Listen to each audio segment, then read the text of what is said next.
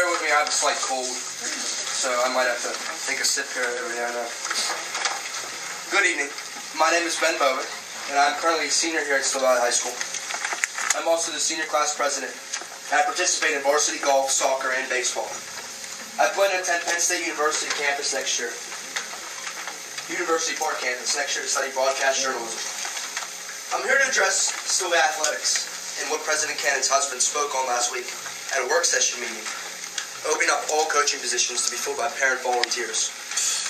How or why this was brought up at a work session meeting still baffles myself and some of my fellow classmates or teammates, for that matter, that are with me today in the back. I would like to start off by stating some of the positives displayed by some of our current student athletes here at Still Valley High School. I have some of the cumulative grade point averages for some of our fall sports teams here with me that I'd like to share with the board and the citizens. Our boys soccer team had a 3.3 cumulative GPA. Our girls soccer team at 3.8. Football 2.9. Cross country 3.4.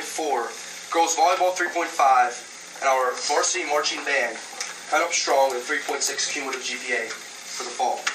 Remarkable statistics by some of our students here at Still Valley. But I also have even more impressive numbers.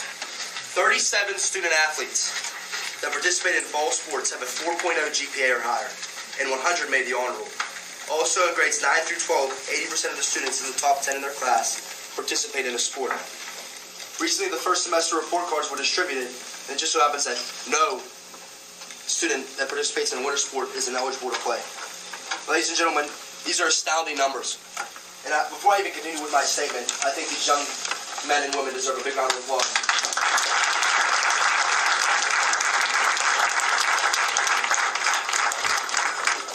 I myself thought it was very challenging maintaining good grades of activities that I'm involved in.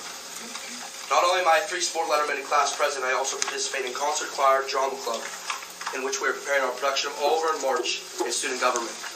Balancing such activities with schoolwork really takes a toll on a student, especially for me in the fall. There were multiple times where I was going to school, leaving for a golf match. Then as I completed golfing, leaving straight from the golf match to my soccer game that evening, wherever it may have been. Despite this major workload, I still managed to qualify for the WPL Division II Championship in golf, maintain a starting position on the soccer field, and quite frankly, the most important fact of them all, I maintained a 4.21 GPA for the first quarter of the school year with all the activities I had going on. Now on to what was addressed in last week's meeting on parent volunteers coaching high school sports. When hiring a coach, yes, you obviously want to win games. I mean, who doesn't like to win? Because I've yet to meet the person that likes to lose. But in high school sports, there's a lot deeper meaning than just wins and losses. It's about what you learn on the playing field and the practice field that gives high school sports a deeper meaning.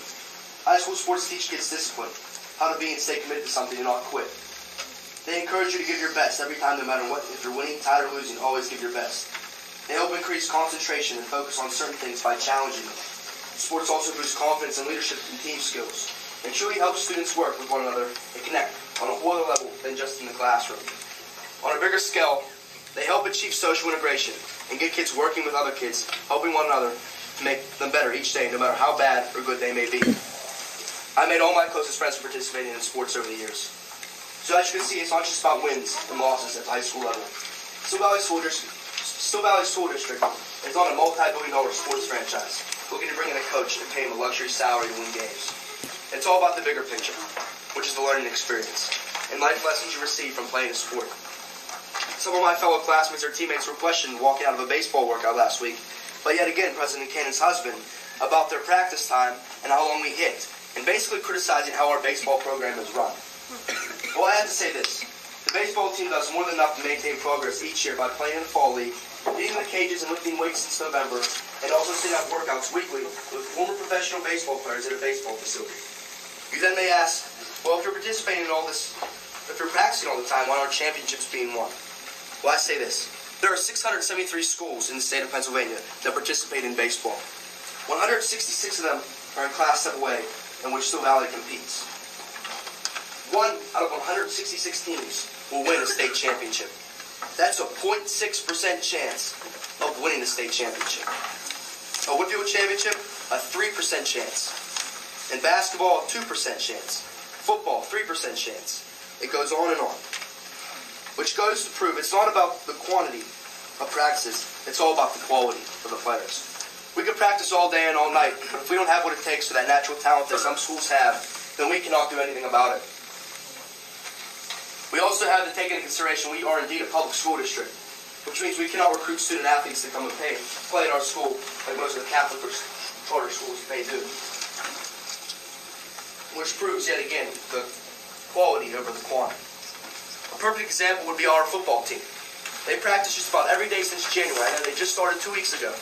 They don't get out of practice until sometimes 6 or 7 o'clock. Our football team won 3 section games this past fall. And they had to win the last game of the season against South Allegheny to qualify for the last seed in the Class AA playoffs to play eventual champion Alec football. All that practice from January for 3 section wins.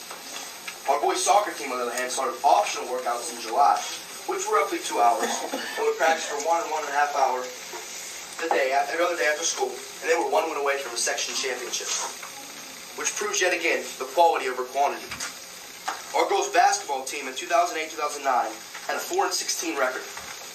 The following year, a 10-11 record, and last year, a 15-9 record and a trip to the Woodville playoffs, in which they won a playoff game, and they're also back again this year, starting off the year with a 13-3 record. And our boys soccer team in 2008-2009, the record was 4-14. In 2010, an 11-8-1 record and a trip to the playoffs, in which a game was won. And this past year, an 11-6-1 record and a return trip to the playoffs. What changed about these teams' practice schedules over the course of the years? Nothing did. The coaches remained the same, the philosophy remained the same, the practices as well.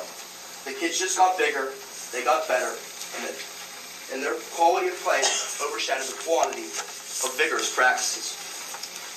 The real issue for this topic being brought up is, why in the world is this a topic of discussion at a board work session meeting? The last thing that should go on the district's mind is opening up athletic positions. Our superintendent is retiring after the school year.